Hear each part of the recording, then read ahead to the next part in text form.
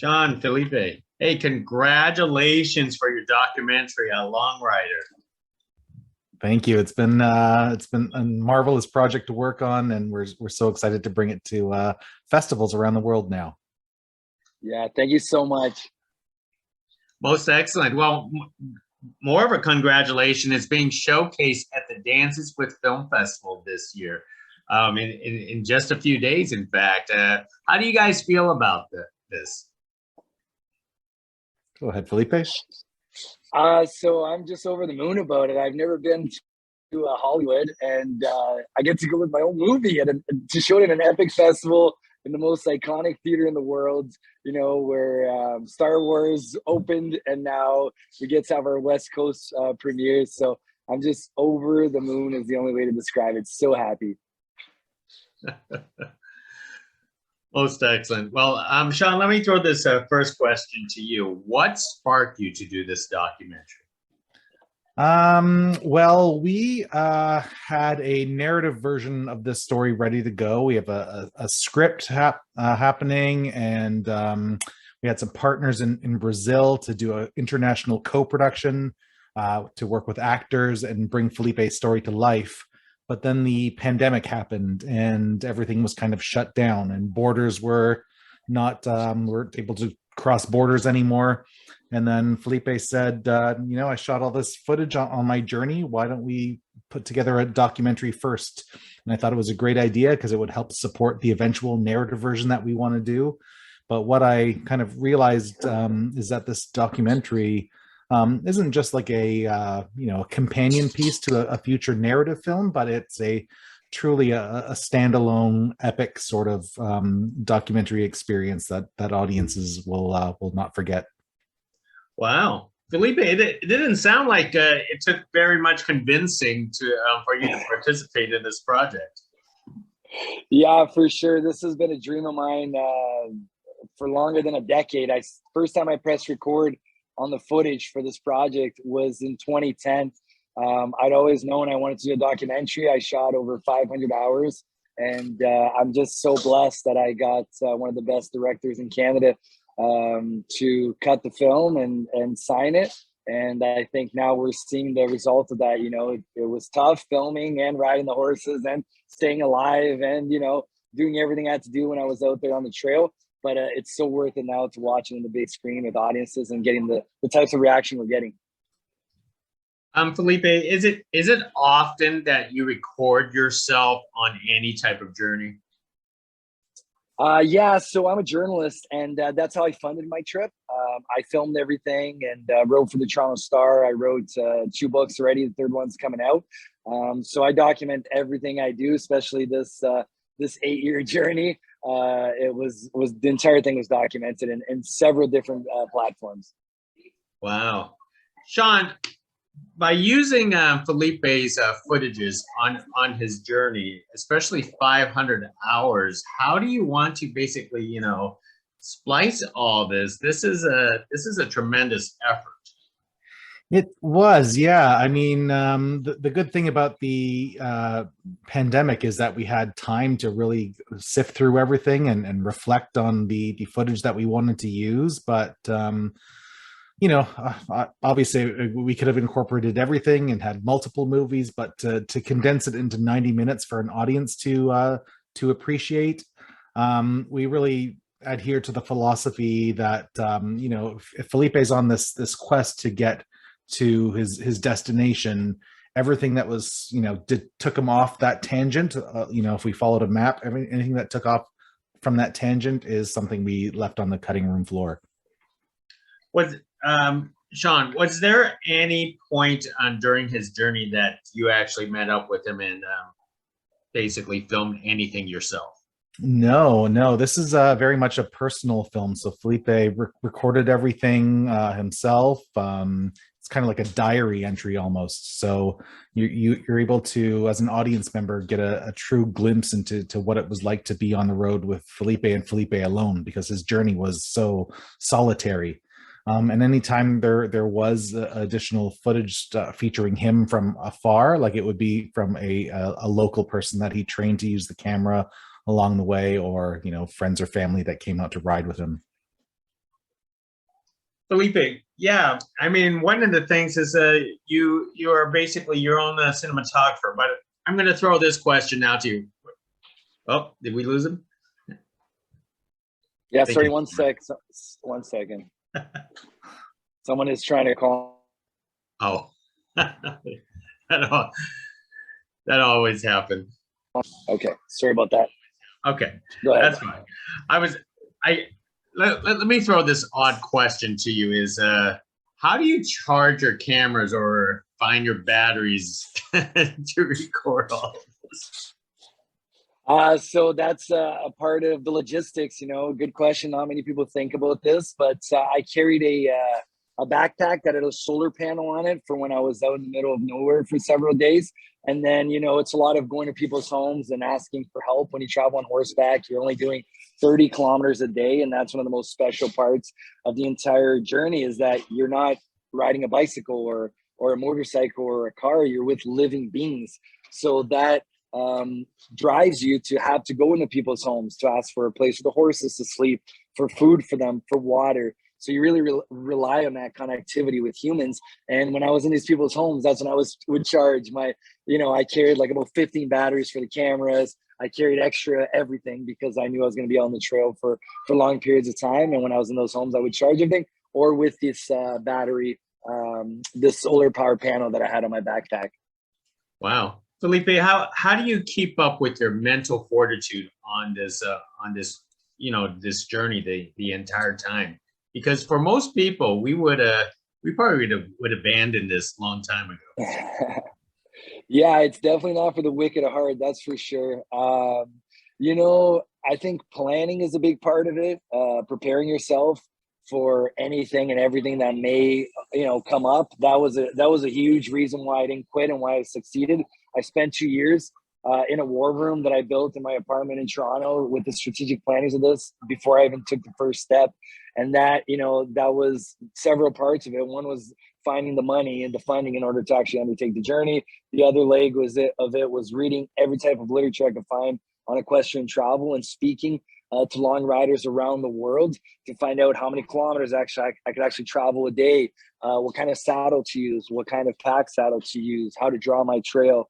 And then the other part was preparing my mind and my body in the gym. So, pushing yourself. Sometimes that I'd be doing, when I was benching, I'd start naming countries like Honduras, Guatemala, trying to push through. And that's a good way to kind of prepare your mind. But ultimately, it's only when you're out there, and some people would quit. I agree with that. The majority of people, I think. And then some people just keep going and have no quit in them. Great. I did the same thing. I did the same thing in the editing room, like Honduras, Guatemala. So. We should never forget that Sean has to go through 500 hours of footage and probably seen this documentary at least 100 times through editing process. Oh my God! I think it was more arduous for Sean to edit this than for me to write. I feel so bad for the guy watching my face all day, especially during COVID. But he did a wonderful job with it. Hey, Sean, as a filmmaker, relying upon other people's videos, how did you form the narrative? Because you are still telling the story from you. Yeah, it definitely started during the interview process, and knowing Filipe and having worked on the narrative script, kind of know the story intimately. And so knew a rough framework of what I wanted to tell. So, I mean, day one of the production was sitting down for a very lengthy, like 8-hour interview in a barn, and hearing the story, from start to finish, sort of thing. And then, in some cases, some of Filipe's stories did not have footage to back up, and so it would have been less interesting for an audience to experience. But that's the trial and error of making a documentary and seeing what works in the edit room. So, Filipe, are there specific rules for being a long rider? I mean, as we're watching this documentary, sometimes your horses have to be transported, and I was like watching it, it's like, don't you have to be on horseback? But then again, I guess it's not a Guinness World Records that we're trying to push here. Yeah, so there are very strict rules in order to be in the Long Riders Guild. The first is that you have to ride more than 1,000 miles consecutively in a journey. But by far the most important rule is that your horse's health is always the utmost importance. You know what I mean? That's your number one rule, is that your horses are healthy and well before you think about anything of riding or trailering or putting them on a boat or a plane. And just because of the way the Americas are and the way the world works today with borders and the rules and regulations that exist across these borders with animals, all long riders that go on rides that traverse countries at some point will have to put their horses on top of a boat or a plane or a truck in order to get them to the next place.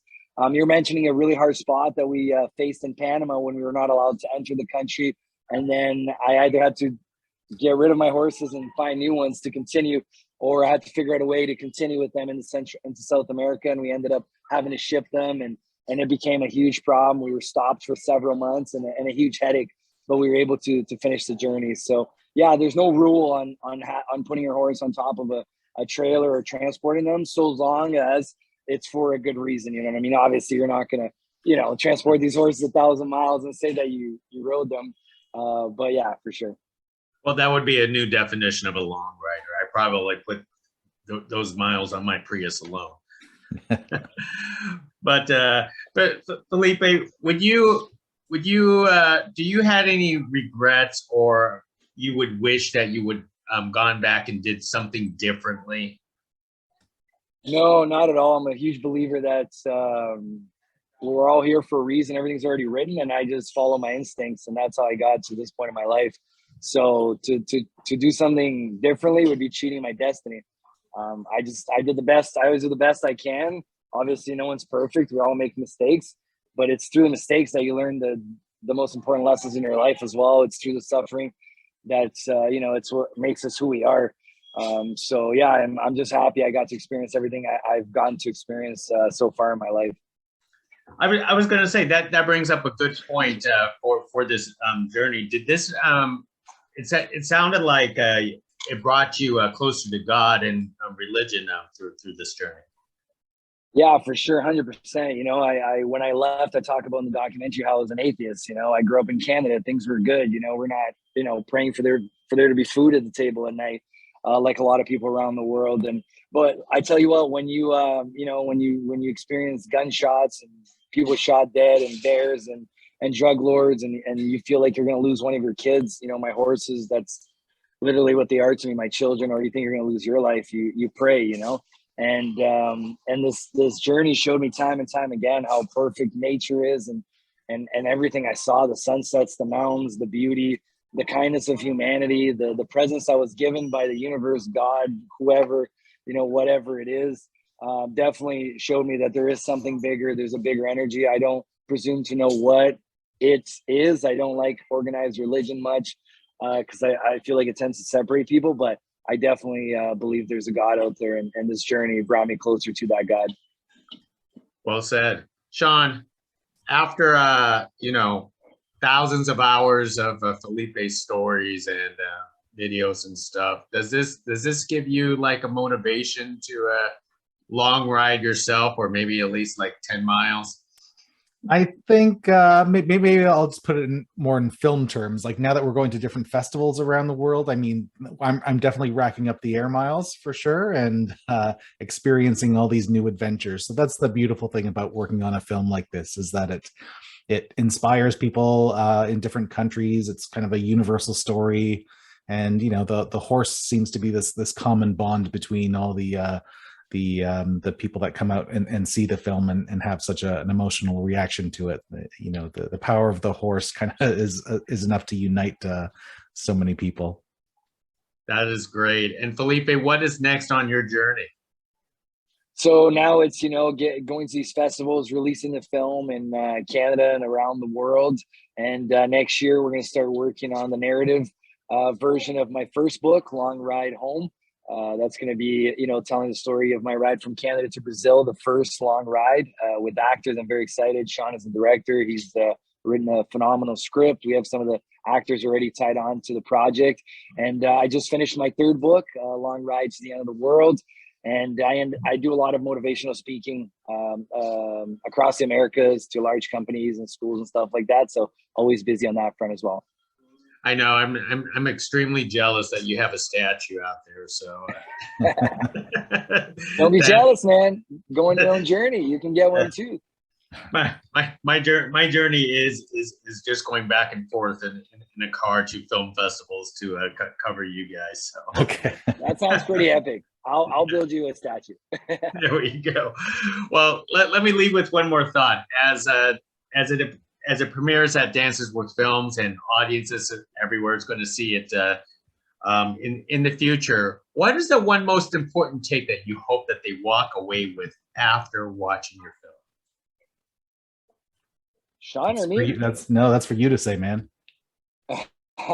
I hope they realize that everything is possible. You know, I think we all have limitations and problems and fears, and oftentimes we kind of box ourselves in through that, and we're afraid to just take that leap of faith. And the biggest theme in this film is that you just got to take the first step. You got to put that fear aside and take that first step. Absolutely nothing is impossible when you're willing to plan, when you're willing to work for it, when you have positivity and perseverance. You know, you can live your wildest dreams. So I just want to shake people up and get them to take that first step. Most excellent. Well, Sean, Filipe, thank you very much for this conversation. It is great. You guys will enjoy Los Angeles and having that Hollywood premiere at the TCL Chinese Theater. And you know what? I can't wait to for this narrative version to come out, and I get to do this again with you two. Okay, well, you choose a cameo when you know the documentary well. Now you pick a cameo and it's yours. Okay, man.